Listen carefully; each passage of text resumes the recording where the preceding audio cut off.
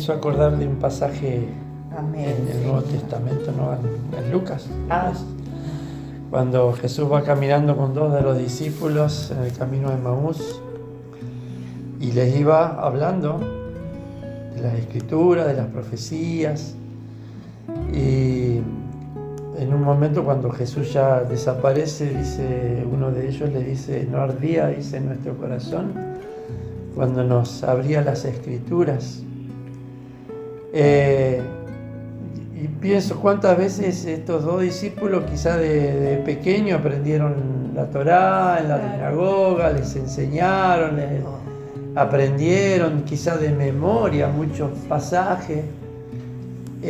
O sea, Jesús no le estaba diciendo algo que ellos no conocieran, pero de pronto en las palabras de Jesús la misma escritura cobraba vida y a tal punto que ellos dicen, no ardía, dice nuestro corazón, dice, de escuchar quizás los mismos pasajes, la misma escritura que habían aprendido desde pequeños, pero que ahora se les era revelado, le había algo nuevo, había algo distinto, a pesar de que cuántas veces habían escuchado esos versículos, pero ahora tenían un significado nuevo, ¿no? Y esa es la idea de poder estudiar la Torá, ¿no? No que simplemente aprendamos de memoria cosas, que repitamos, sino que de pronto el Espíritu trae revelación, trae entendimiento, y eso yo creo que en algún momento todos lo hemos experimentado, de decir, no arde nuestro corazón cuando estamos escuchando esto, que de pronto vemos que no es palabra muerta, que no es palabra o simplemente leyes, cosas que eran para el pasado, para hace 2000, 3000 años, que ahora no tienen validez. Y todo tiene validez. Amén. Porque la palabra permanece para siempre. Aleluya. Los cielos y la tierra pasarán, pero mi palabra no pasará. Y un poco la para allá de esta semana, si uno simplemente lee los versículos y los toma así en forma lineal, literal, nos causan un problema, porque decimos, bueno, ¿y para qué nos sirve todo esto hoy en día? Pero sin embargo, decía recién un maestro, hay que decodificarlo.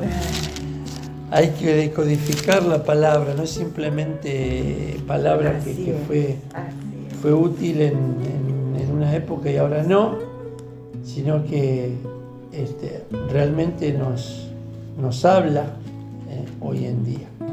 Deuteronomio 21:10, donde dice cuando salieres, sé que quiere decir cuando salieres. Y dice cuando salieres a la guerra.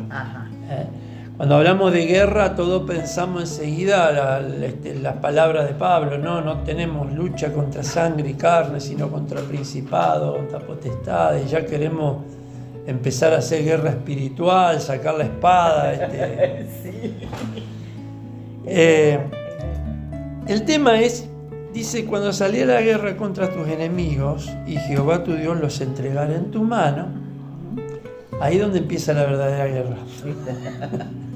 Porque a veces uno tiene momentos que quizás logró una victoria, logró un éxito en algo, pero la batalla que viene después de la batalla, que es el pensar que uno logró algo, que uno llegó a algún lado, y decir, bueno, ya está, ya llegué, ya que después de esto... la gloria. La marchanta. Pensar que ya estamos superados por el solo hecho de haber tenido una victoria. Obviamente que acá la palabra dice, bueno, cuando salga a la guerra y el Señor te da la victoria, porque el Señor nos da la victoria. Amén. Pero el tema es después, ¿qué hacemos después? El pensar que, como dije, hemos logrado algo, y ya estamos un escalón más arriba que el resto. Ay, santo. Se sube la espumita. Y realmente donde comienza, como hablábamos, ¿no? La batalla que no está afuera, está adentro. Mes de Elul es el mes de introspección, el mes de mirar hacia adentro. La palabra dice cuando saliere, no está cuando ustedes salgan, sino está en singular, en primera persona del singular, cuando salgas. Salir no dice cuando entres a la guerra, no. Cuando salgas, porque implica salir de una zona de confort, de una zona de comodidad, hacia quizás lugares o experiencias que no estamos acostumbrados, y son esas cosas las que nos cuestan. Todos tenemos nuestras rutinas, en nuestra área donde nos sentimos cómodos, y a veces entrar a escarbar áreas de nuestra vida o permitir que Dios nos examine, como decía David, examina, Dios, mi corazón, no nos hace sentir tan cómodos. Entonces es cuando salieres, cuando uno se dispone a permitir que el Espíritu lo examine a uno, le muestre, lo corrija, lo enderece, es que ahí no nos sentimos tan a gusto. El versículo 11, nos plantea cosas que incluso son un poco chocantes, ¿no? Un poco incómodas de leer, porque dice, cuando traigan cautivo a alguna mujer hermosa y la codicies y la quieres tomar para ti por mujer, si uno lee simplemente eso, obviamente ni siquiera el ejército de Israel toma cautivos hoy en día. No, claro. En aquella época sí era común, salían a la guerra, traían prisioneros, claro, o cautivos, a veces lo tomaban como esclavos. Claro. Pero hoy ¿cómo aplicamos esto? Acá. Miró hoy, la colisión, la tomó, la impregnó, la dejó. Claro, pero Dios está diciendo, cuando pase que tomes un cautivo y la quieras tomar por mujer, no dice no lo vas a hacer. Claro, sí. Le pone condiciones. Sí. Pero como digo, esto ¿cómo lo aplicamos? Gracias. Y recién estábamos escuchando una palabra, ¿no? Que cuando entendemos que esa mujer hermosa es nuestra propia alma. Santo y poderoso. Es nuestra propia alma, a la que tenemos que, de la que nos enamoramos o de la que debemos cuidar de esa alma. Y habla de meter la casa y rapar su cabeza, cortar el cabello, es un poco la cabeza es donde están nuestros pensamientos, nuestro entendimiento. Pablo decía que tenemos que renovarnos en el entendimiento de nuestra mente.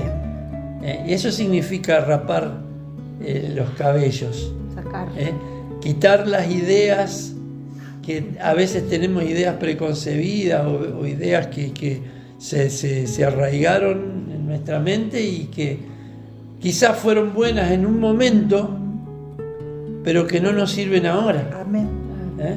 Cosas que pensábamos en el pasado, pero que hoy ya no nos sirven. Entonces, de eso se trata, renovar el entendimiento. Y no solo eso, dice cortar sus uñas o arreglar sus uñas, que significa el deseo de recibir para uno mismo, el ego.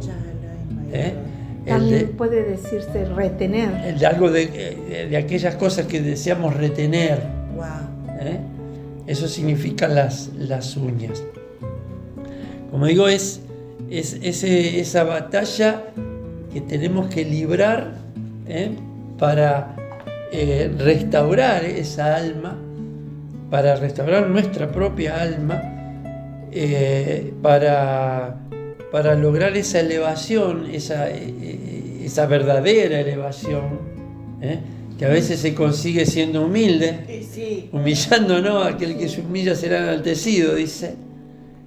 No enaltecido en el hecho de enorgullecernos, sino que está hablando de la elevación espiritual que necesitamos, Amén, Señor. de empezar a entender cosas espirituales que están muy por encima a veces de lo que entendemos o pensamos, que Dios nos quiere llevar a esas alturas o a ese conocimiento espiritual. Esta para allá tiene muchos mandamientos. ¿Alguien se acuerda cuántos? 74. De los 613. De los 613 hay 74 mandamientos. Leímos recién lo de la cautiva. Y como dije, hay mandamientos que hay que decodificarlos. O sea que el alma está cautiva. El alma Sí, el alma puede estar puede estar cautiva. Exacto. Pero acá lo que se trata es de traer nuestra alma a un examen, lo que hablamos de teshuvá, Sí, amén. de un regreso, de meter, dice, en la casa, pero es de guardar y de cuidar esa alma, en nuestra propia alma, que necesita en este tiempo de esa comunión con el Señor, de esa búsqueda, de esa rectificación, para finalmente ser libre. Porque uno no puede ser libre si guarda cosas. Como decíamos, ¿no? Esta para allá tiene un montón de mandamientos, muchos temas, y quizá de cada tema podríamos exprimir y sacar muchas enseñanzas. Lo primero es, como decíamos, las batallas, esa batalla que tenemos que librar hacia adentro, no hacia afuera. Así es. Esa batalla con lo que llamamos nuestra mala inclinación, o el Yetzer Hará, que tiene que ver con vencer esa inclinación al mal.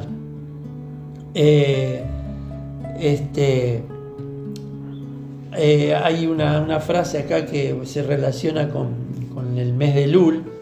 Elul es las letras del mes de Elul forman ese acróstico que ya lo hemos nombrado, ¿no? Qué tremendo es. Yo soy para mi amado es para mí. Claro. Y acá hay algo muy personal, algo muy individual. Es una frase que está en singular, en primera persona. Es como que este mes o este tiempo nos lleva a esa introspección, a estar con uno mismo, que no se trata de ser egoístas, sino que a veces necesitamos eso. Amén. Como decía Marta, no podemos salir a querer ayudar a otros si no nos dejamos ayudar a nosotros mismos. Necesitamos ese encuentro, esa teshuvá con el Señor, es examinarnos a nosotros mismos para que después podamos hacer algo por otro. Dicen por acá, debemos ser responsables de lo que nos pasa, no podemos dejar en manos de terceros lo que nosotros mismos en la intimidad con nuestro Abba no hemos resuelto.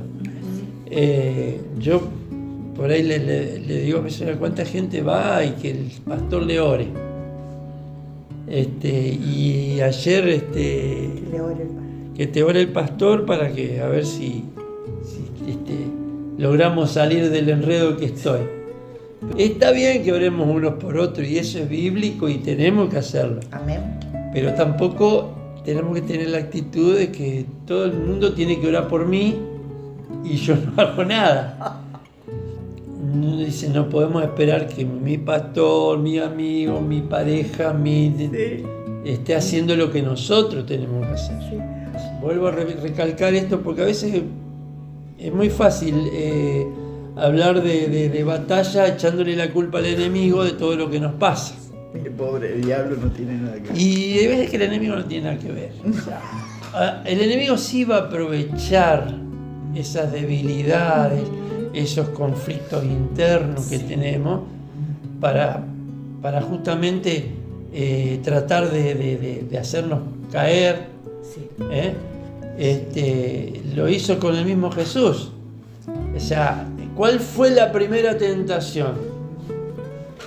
La debilidad de Jesús, porque Jesús estaba débil. Después de haber ayunado 40 días, vos estás débil, por más que sea Jesús. Claro. Entonces, ¿qué es lo que quiso aprovechar el enemigo? El hambre físico. Que convierta las piedras. Dale, sí, pero vos tenés hambre, ¿cómo no va a comer?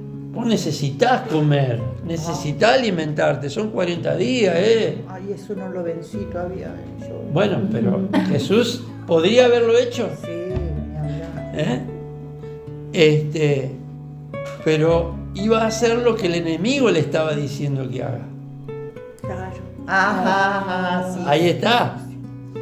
O sea, el hambre era real. La necesidad de alimentarse era lícita. Sí, sí.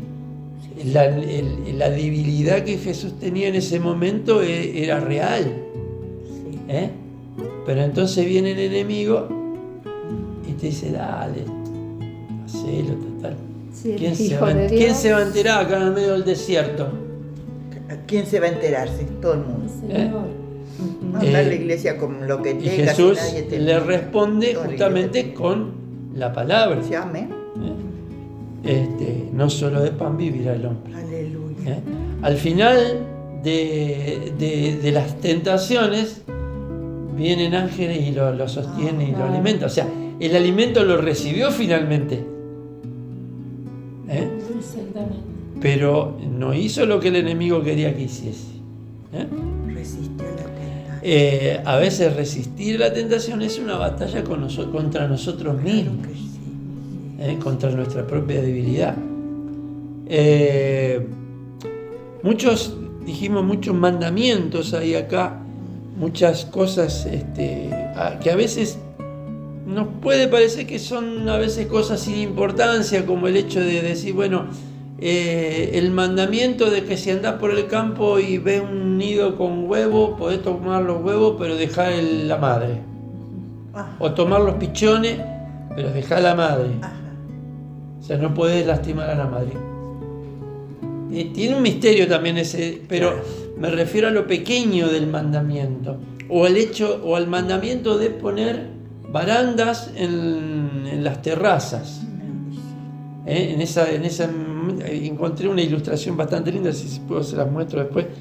Cómo se hacían las casas en aquella época, se hacían terrados, se hacían terrazas.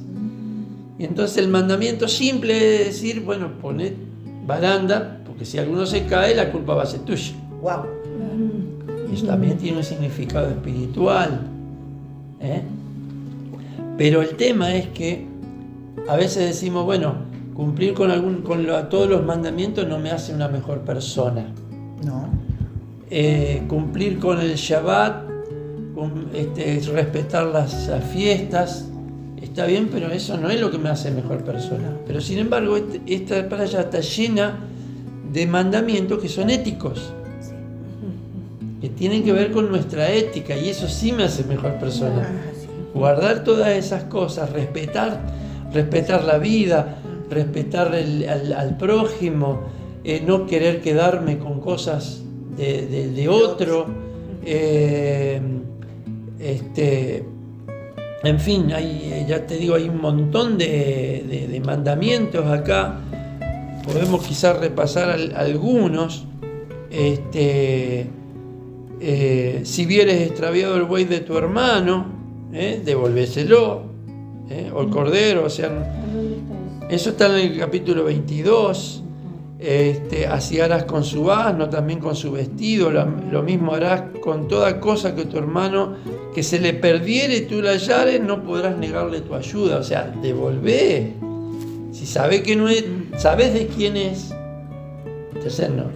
Eso es ética. Amén. Es la ética cristiana eso. Amén. Es la ética de Jesús. Pero hay de todo, hasta cómo vestirnos. Cómo vestirse. Cuando edifiques casa nueva harás pretil, o sea, cómo sembrar. Cómo sembrar, no sembrar con mezclas, las mezclas. En el versículo 9 del 22. No sembrar con mezcla y no vestir con mezcla, no arar con buey y asno. Y eso tiene que ver con el yugo desigual. El yugo desigual. ¿Por qué? Porque el buey y el asno no sirven para andar juntos en el arado.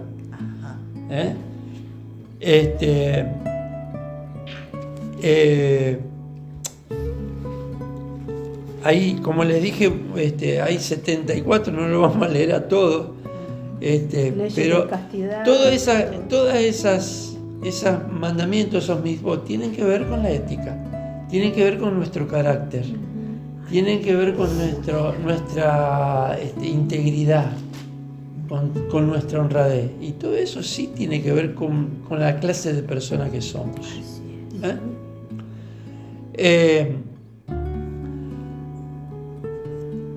Cada día, dice, libramos un sinfín de batallas con nuestros semejantes y, más importante, contra nosotros mismos. Esas batallas son las que nos corren de nuestro eje, nos sacan de la zona de confort, las que nos hacen preguntarnos si hemos logrado lo que buscamos o nos transformamos en quien no queremos ser. Claro. Y por eso es una guerra a la que hay que salir. No es que te encontrás en esa guerra de golpe, es una decisión que uno toma. Claro, creo. No es algo que, bueno, tuve que salir a pelear porque me estaban amenazando. Eso es una guerra que viene de afuera. Cuando la guerra viene de afuera, y siempre no le queda otra. Pero esa guerra interna es uno lo que tiene que salir. No puede quedarse cómodo tratando de dejar pasar. El otro día veíamos una película, está muy linda, porque incluso para los chicos, donde unas ovejas pueden hablar entre ellas y se convierten en detectives para resolver un homicidio. Pero una de las cosas que dice hacían las ovejas cuando pasaba algo malo, decidían olvidar. Es como que ellos decían, vamos a olvidar esto, y a la cuenta de 3 olvidaron. No se acordaban más de lo que había pasado. Bueno. El tema es que en algún momento, cuando pasa que muere su pastor, muere, hay una que todas quieren olvidar, pero una dice, no podemos olvidar. No nos podemos olvidar. Tenemos que resolver esto. Entonces, lo que poco resalta es el valor de la memoria, el valor de no olvidarnos de las cosas que pasaron, sean buenas o malas. O sea, uno no se olvida y no tiene que tratar de olvidarse, porque todo nos sirve de experiencia y nos sirve lo pasado para resolver cosas del presente. Eso es experiencia. Claro. Estaba interesante desde ese punto de vista decir, no podemos olvidar. Tenemos que resolver esto. Claro. Simplemente echándolo al olvido, me pasó algo o tengo este problema, bueno, olvídate, ya la vida sigue. Claro. No, tenemos que librar esa batalla para poder... Debe quedar inconclusa todo. Porque si no queda inconcluso, queda ahí boyando y en algún momento vuelve. Son cabos sueltos, que dijera alguno, ¿no? Que claro, no se cierran los círculos. No se cierra. Dice, porque si uno se anima a salir de la comodidad y luchar contra sus propios miedos y errores, la batalla ya estará ganada. Dice, porque dice, cuando salgas a la guerra y el Señor te entregue los enemigos. Esta guerra ocurre cada día en nuestras vidas, en nuestro interior, entre el alma animal, nuestra carne, y el alma divina, el espíritu. Y lleva esa promesa, ¿no? Cuando el Señor los entregue en tu mano. Dice, ¿por qué cumplir con los mandamientos? En esta para allá encontramos muchas mitzvot, bueno, lo que decíamos recién, ¿no? En la parashá aparecen más mandamientos que es la parashá en la que aparecen más mandamientos en toda la Torá. Ah, sí. Quítese donde aparecen juntas más mandamientos. Yo pensé que era Mishpatim. No, es esta. Muchas veces escuchamos que la gente dice ¿de qué sirve cumplir los mandamientos? Lo que hablamos recién. Cumplir los mandamientos no nos hace mejor o peor ser humano, pero existen los mismos mandamientos de tipo ético que sí te hacen mejor o peor ser humano. Mateo 23, Yeshua está diciendo: ay de vosotros escribas y fariseos hipócritas, porque diezmáis la menta y el eneldo y el comino, y dejáis lo más importante de la Torá, la justicia, la misericordia y la fe. Cierto. Esto era necesario hacer sin dejar de hacer aquello. Sí, hay mandamientos que no. Dar el diezmo no nos hace mejores. No. ¿Es necesario hacerlo? Sí. Pero hay mandamientos que sí nos van a hacer mejores. Como Jesús dice, la justicia, la misericordia, la fe. La Torá provee instrucciones para la vida. Y cada mandamiento, cada mitzvot nos prepara para obtener grandes victorias. El Señor le dijo a Josué: nunca se apartará de tu boca este libro de la ley, este libro de la Torá, sino que de día y de noche meditarás en él para que guardes y hagas conforme a todo lo que en él está escrito. O sea, no te apartes, porque entonces harás prosperar tu camino y todo te saldrá bien. Una de las de los mandamientos es el que encontramos en el capítulo 21, hacia el final. Si alguno hubiere cometido algún crimen, versículo 22, digno de muerte, y lo hiciere morir, y lo colgaran de un madero, no dejaráis que su cuerpo pase la noche sobre el madero, sin falta lo enterrarán el mismo día. Dice: porque maldito por Dios es el colgado, y no contaminarás tu tierra que Jehová tu Dios te da por heredad. Acá donde encontramos a Jesús, por supuesto, a Yeshua. Maldito todo es el que es colgado de un árbol, de un madero. La palabra madero, que es la palabra etz, es la misma que para madera, árbol, palo. Todo es la palabra etz. Entonces, acá podemos leer sin ningún problema, dice: si lo hicieren morir, lo colgares de un árbol. Ajá. También puede ser traducido de esa manera. Acá en la Reina Valera dice madero. Sí, madero. Quizás el traductor ya estaba pensando en la cruz. La cuestión es que hay una maldición para que es colgado de un árbol o de un madero. Y Pablo mismo, en Gálatas capítulo 3, está haciendo recordar ese versículo, porque a veces leemos Gálatas y no sabemos de dónde viene. Sí, es verdad. Eso pasa con muchos pasajes del Nuevo Testamento que decimos: ¿y dónde está esto?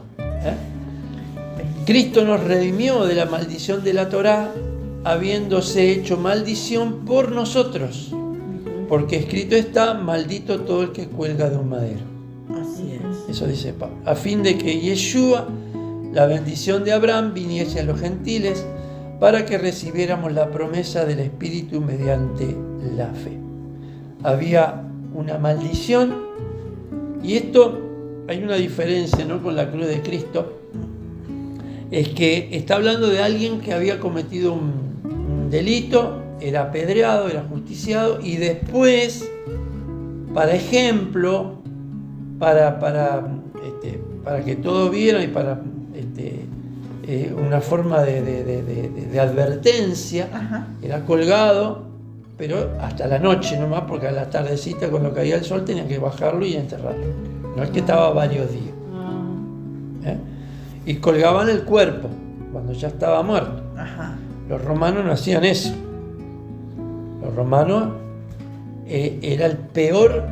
Flavio Josefo era el que dice, era el castigo más cruel, más sanguinario que podía existir, porque a veces lo ataban y a veces lo colgaban y podían estar una semana, 10 días colgados ahí agonizando. O sea, lo colgaban para que muriese arriba de la cruz.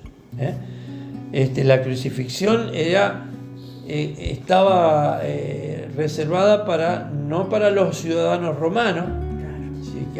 Si lo querían ajusticiar al que era ciudadano romano, le cortaban la cabeza de un solo saque y listo. No sufría. Pero al que se rebelaba contra el imperio romano, eran a esos los que los crucificaban. Y en muchos senderos del imperio había cruces que las ponían justamente en los caminos para que la gente lo viera. Y como dije, servía de advertencia también, ¿no? Como diciendo, esto es lo que les pasa a los que se sublevan, a los que... Por eso es que algunos dicen que más allá de lo que Pilato dice, yo no soy responsable, o como que lo muestra como que lo quise salvar, realmente a Pilato le convenía que Jesús muriera. Sí. O sea, y muchos dicen, Pilato fue un hipócrita en todo momento, ¿no sabés? O sea, como queriendo salvarlo a Jesús. No lo quería salvar. No. Claramente no lo quería salvar. Porque era peligroso. Jesús era peligroso para Pilato. Bueno, la cuestión es que la cruz era justamente una maldición. Por eso es que el pueblo judío, en principio, como nación, no aceptaba a Jesús como Mesías, porque ¿cómo va a aceptar a alguien que fue hecho maldición? El tema es que, se estaban olvidando que Jesús nunca cometió pecado, siempre respetó y cumplió con toda la Torá, y aunque no merecía, aunque él no tenía maldición, por nosotros fue hecho maldición. La Torá en sí no era una maldición, sino que la Torá tiene bendiciones y maldiciones, y una de esas maldiciones era ser colgado en madero. Pero Yeshua, por nosotros, como dice en Isaías, ¿no es cierto?, se hizo maldición, llevó sobre él la maldición que nos correspondía a nosotros. Yeshua nos compró libres de las consecuencias de nuestros pecados, que son las maldiciones que están escritas en la Torá. Así es. Esto es para todos aquellos que se apropien de su obra mediante el arrepentimiento y la confianza en Dios y la fe en la sangre del Mesías. Dios ofreció a Jesús como el sacrificio por el pecado. Las personas son declaradas justas a los ojos de Dios cuando creen que Jesús sacrificó su vida al derramar su sangre. Este sacrificio muestra que Dios actuó con justicia cuando se contuvo y no castigó a los que pecaron en el pasado. Eso está en Romanos 3:25. Dios suple nuestras necesidades por medio de la muerte y resurrección de Yeshua, al redimirnos, lo cual significa liberarnos por medio del precio del rescate. Como hemos dicho antes, el Mesías tuvo que pagar las consecuencias de nuestra desobediencia a los mandamientos, las maldiciones escritas en la Torá. ¿Qué es lo que trae maldición? No es la Torá lo que trae maldición. No. Es la desobediencia a la Torá lo que trae maldición. Así es. Jesús nunca desobedeció, nosotros sí. Entonces, todas las maldiciones cayeron sobre él. Todas las enfermedades cayeron sobre él. Todo el castigo cayó sobre él. Llevó él nuestras enfermedades, cargó con nuestros dolores, con todo, Isaías 53 que conocemos de memoria. Exacto.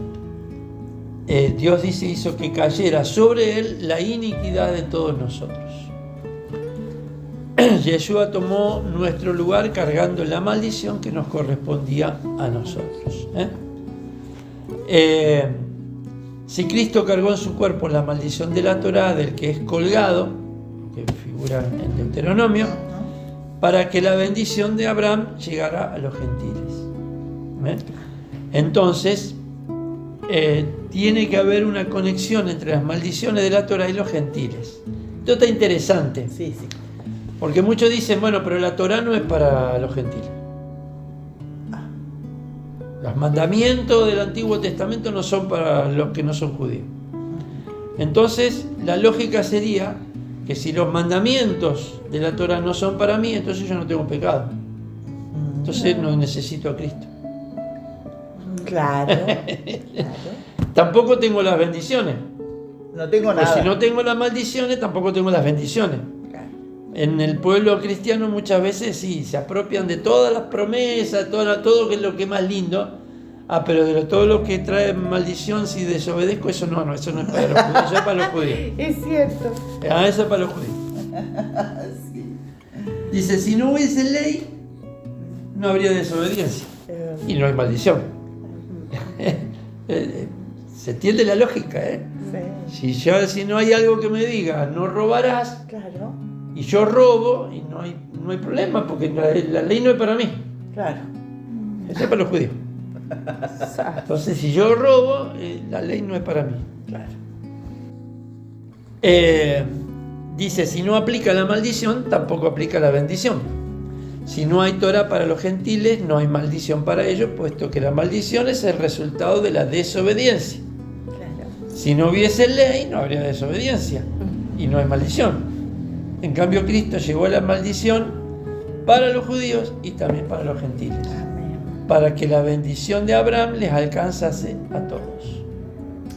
Gracias, Señor. Esto muestra que los gentiles no están totalmente fuera de la Torá. Sí, hay mandamientos que son para la tierra de Israel, hay mandamientos que son para los sacerdotes, hay mandamientos que son para los judíos. Pero no quiere decir que nosotros estamos fuera de todo. No.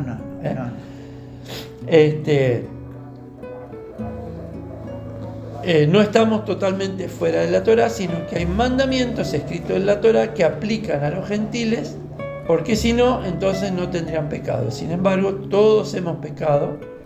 Los gentiles, que son la demás gente de las naciones, han pecado gravemente, y el pecado es infracción de la palabra.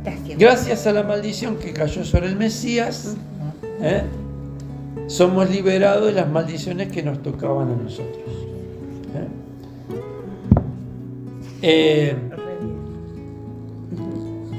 Romanos 8:37, en medio de todos nuestros problemas, estamos seguros de que Jesucristo, quien nos amó, nos dará la victoria total. Amén.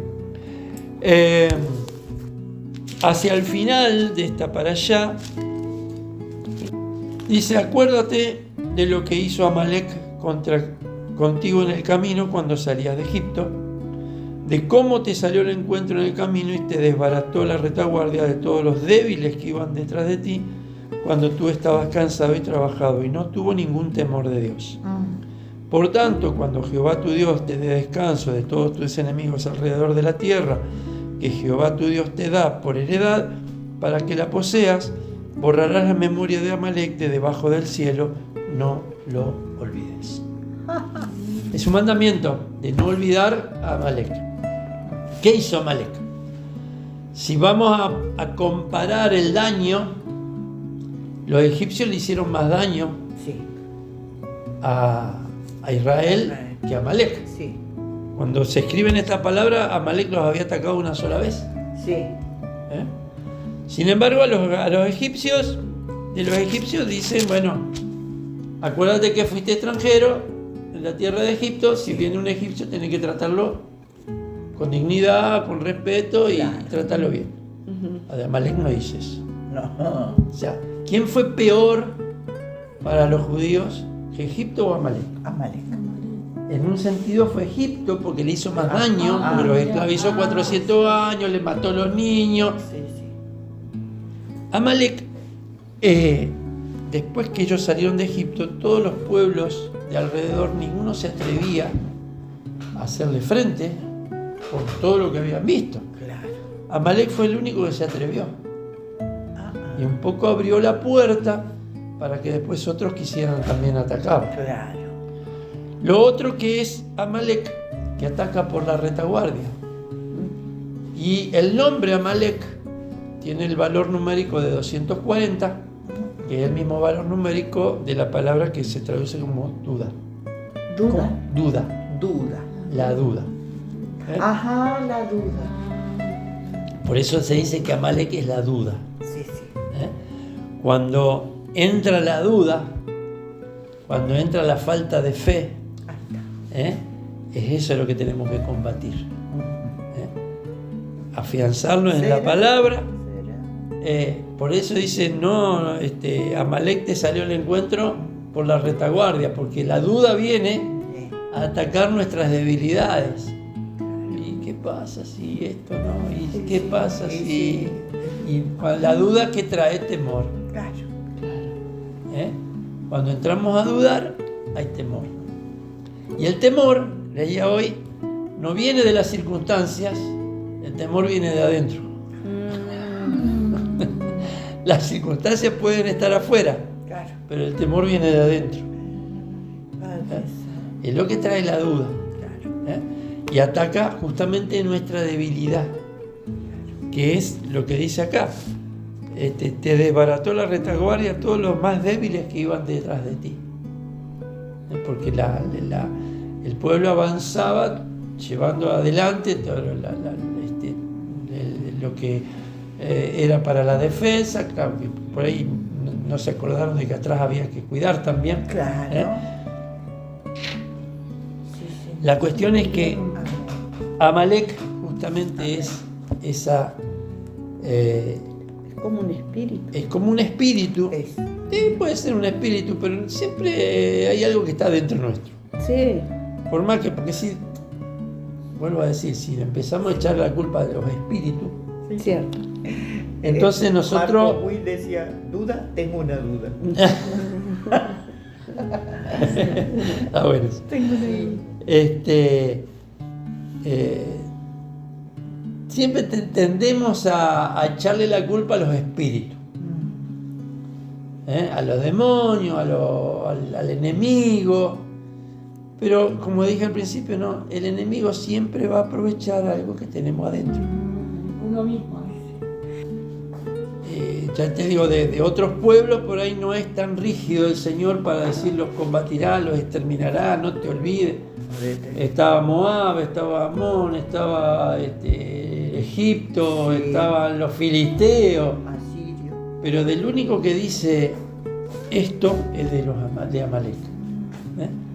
Y algo tiene que ver con eso que tenemos dentro. Terminamos un poquito con esto de Amalek. El mandamiento de recordar lo que Amalek, que es el símbolo del mal en el mundo, le hizo al pueblo de Israel, está vigente. Amalek representa el rechazo a permitir que la divinidad penetre en el mundo. Las dudas, la incertidumbre que impiden que un judío se acerque a Dios. La guerra contra Amalek se gana mediante la sumisión total al yugo del cielo. Santo. Leo un poquito más. El pueblo judío, después de presenciar los milagros realizados por Dios en Egipto y la división del mar, viajó por el desierto para recibir la Torá. En el camino fueron atacados por Amalek, descendientes de Saúl. La Torá registra la lucha y el resultado exitoso de los hijos de Israel. La guerra con Amalek no fue un asunto de una sola vez para ser olvidado tan pronto como terminó. El Eterno ordena al pueblo de Israel que recuerde siempre las malas acciones de Amalek, que destruya su memoria por completo. Y la batalla contra Amalek es una batalla de todos los días. Ahora, en Éxodo Shemot, capítulo 17, está el relato ahí de la guerra con Amalek. Éxodo 17:8. Amén. Entonces vino Amalec, peleó contra Israel en Refidim, y dijo Moisés a Josué: escógenos varones y sal a pelear contra Amalec. Mañana yo estaré sobre la cumbre del collado y la vara de Dios en mi mano. E hizo Josué como le dijo Moisés, peleando contra Amalec, y Moisés y Aarón y Hur subieron a la cumbre del collado. Y sucedía que cuando alzaba Moisés su mano, Israel prevalecía, mas cuando él bajaba su mano, prevalecía Amalec. Y las manos de Moisés se cansaban, por lo que tomaron una piedra, la pusieron debajo de él y se sentó sobre ella. Aarón y Hur sostenían sus manos, el uno de un lado y el otro del otro. Así hubo en sus manos firmeza, que es emuná, hasta que se puso el sol. Y Josué deshizo a Amalec y a su pueblo a filo de espada. Conocemos bien la historia, ¿no es cierto? Que Moisés, sentado en esa roca, se le cansaban las manos. Entonces Aarón de un lado, Hur del otro, le sostienen las manos, dice, para que haya firmeza. La palabra firmeza es emuná. Emuná, no sabía eso. ¿No? No. Bueno, la palabra emuná, que es fidelidad o fe. No, sí, eso sí. Pero que firmeza era emuná. Pero la palabra que se traduce como firmeza es emuná. Sí. Es lo que dice la Torah. Gloria a Dios. Y ayer me acuerdo, estaba leyendo algo interesante, que ¿quiénes sostienen la emuná? Aarón y Hur. Aarón, que es la intercesión, y Hur, que es la humildad. Y Hur es la humildad, el poder reconocer que nosotros dependemos de Dios. Sosteniendo la emuná. ¿Para qué? Para que Josué, es decir, ¿quién pelea nuestras batallas? ¿Quién es Josué? Yeshua. Josué y Yeshua. Y Yeshua. Es el que pelea las batallas y el que gana la victoria. Es el que ya ganó la batalla en un sentido, ¿no? ¿Es el que pelea las batallas? ¿Quién es? No, ya sé. Yeshua. Josué. Porque Josué estaba abajo. Claro. Moisés con Aarón y Hur estaban arriba sosteniendo la emuná. Entonces, así como para terminar, ¿no? Sí, amén. Amalek, la duda, se enfrenta o se... Para enfrentar esas dudas, esas luchas, debemos justamente mantener la emuná, y el que pelea, y Dios pelea por nosotros. Llegamos hasta acá. Podemos seguir. Toda para allá de esta semana nos llama a reconocer que si no fuera por la presencia bendita del Eterno a través de su Espíritu, del Espíritu de su Hijo, el redimido en su sangre no podría vencer la inclinación malvada. Por eso dice, te solicito que nunca te confíes, no te duermas en los laureles, porque aunque hayas ganado un poco de terreno, la fuerza del mal nunca se rendirá. Hasatán es una fuerza que trabaja contra ti 365 días, 24 horas, 7. En otras palabras, el oponente nunca descansa, pero hay otra buena noticia. La luz infinita tampoco descansa. Por eso, ella ha prometido estar contigo todos los días hasta el fin de este sistema de cosas. Así es, tendrás que luchar contra él durante toda tu vida. Esa lucha terminará cuando el Eterno haga sonar su trompeta final, anunciando el triunfo de la fe. En ese momento se verá quién es el vencedor y quién es el vencido. Aleluya. Amén. Gloria a Dios.